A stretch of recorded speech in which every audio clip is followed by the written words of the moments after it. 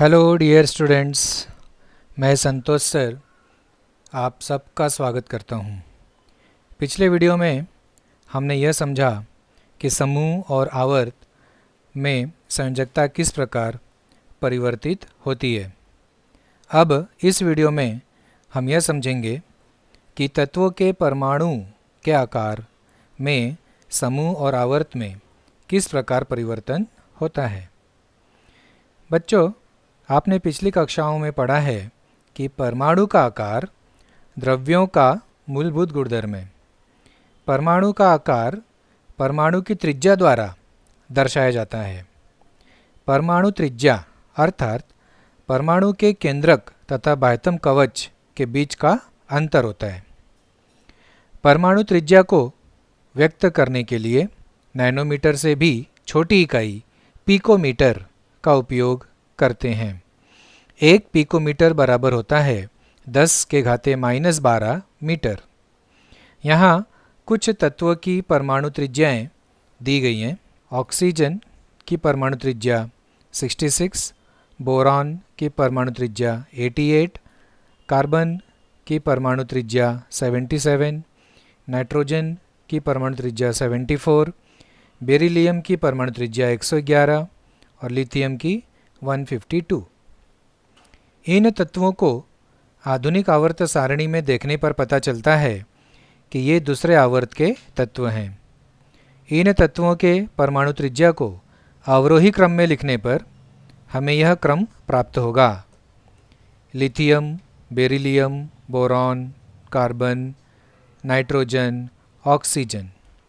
अवरोही क्रम में लिखने के बाद यह क्रम आधुनिक आवर्त सारणी के दूसरे आवर्त के अनुसार हो जाती है। अब हम ये देख रहे हैं कि सबसे बड़ी त्रिज्या लिथियम की है, अर्थात वह सबसे बड़ा परमाणु होगा, और ऑक्सीजन की त्रिज्या सबसे छोटी है, अर्थात ऑक्सीजन का परमाणु सबसे छोटा होगा। इसका मतलब यदि आवर्त में हम बाएं से दाएं देखें तो परमाणु त्रिज्या क्रमशः कम होते जा रही है। इसका मतलब यह हुआ कि परमाणु का आकार बाईं से दाहिनी ओर क्रमशः घटता जाता है। अब सवाल यहाँ यह पैदा हो रहा है कि आखिर परमाणु का आकार बाईं से दाहिनी ओर जाते समय घटता क्यों है। आइए इसका कारण समझते हैं। किसी आवर्त में बाएं से दाएं जाते समय परमाणु क्रमांक में 1 की वृद्धि होती है, अर्थात केंद्रक में एक धनावेश प्रोटॉन बढ़ेगा और बाहरी कक्षा में एक ऋणावेशित इलेक्ट्रॉन भी बढ़ेगा। परंतु यह जो इलेक्ट्रॉन बढ़ता है वह उसी कक्षा में बढ़ता है। जैसे लिथियम का परमाणु क्रमांक है 3, तो इसमें केंद्रक में 3 धनावेशित प्रोटॉन होते हैं और इसकी जो बाहरी कक्षा है उसमें 1 इलेक्ट्रॉन होता है। और उसके बाद आगे आने वाला बेरिलियम, इसमें परमाणु क्रमांक 1 बढ़ गया। पहले लिथियम का परमाणु क्रमांक 3 था, फिर परमाणु क्रमांक हो गया अब 4। इसका मतलब केंद्रक में 4 धनावेशित प्रोटॉन होगा और जो 1 इलेक्ट्रॉन बढ़ेगा वह दूसरी कक्षा में ही बढ़ेगा।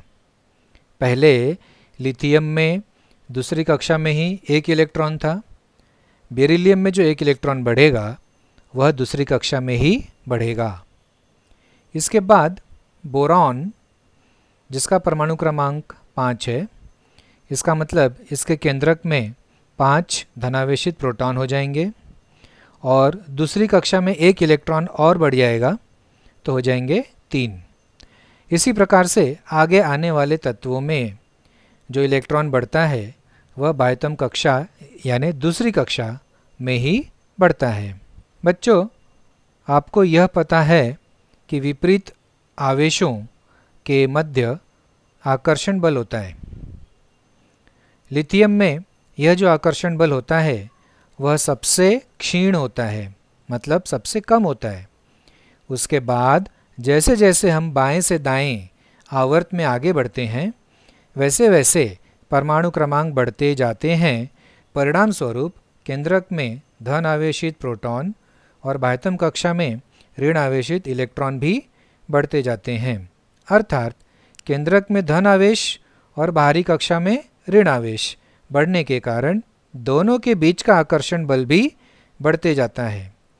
आकर्षण बल बढ़ने के कारण बाहरी कक्षा केंद्रक की ओर खींची जाती है, जिससे आकार कम कम होते जाता है।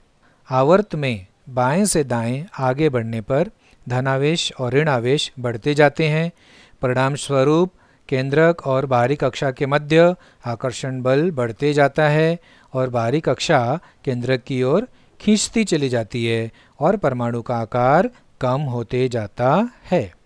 ओके बच्चों, अब समूह में परमाणु का आकार किस प्रकार परिवर्तित होता है यह देखते हैं।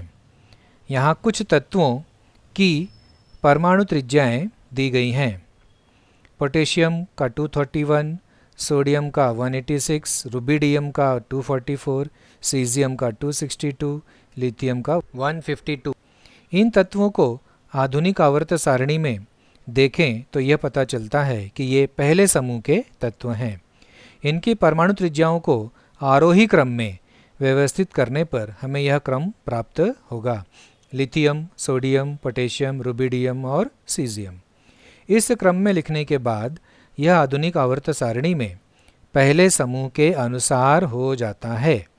इसमें सबसे छोटा परमाणु लिथियम है और सबसे बड़ा परमाणु सीजियम है।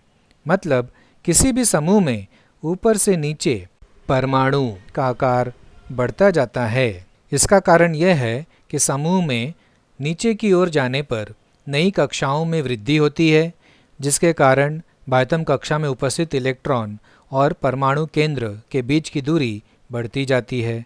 परिणाम स्वरूप केंद्रक में धनावेश बढ़ने के बावजूद परमाणु के आकार में वृद्धि होती जाती है। तो बच्चों, हमने इस वीडियो में क्या सीखा? किसी भी आवर्त में बाएं से दाएं जाने पर परमाणु का आकार छोटा छोटा होते जाता है, और दूसरा, किसी भी समूह में ऊपर से नीचे की ओर परमाणु का आकार बढ़ते जाता है। ओके बच्चों, थैंक यू।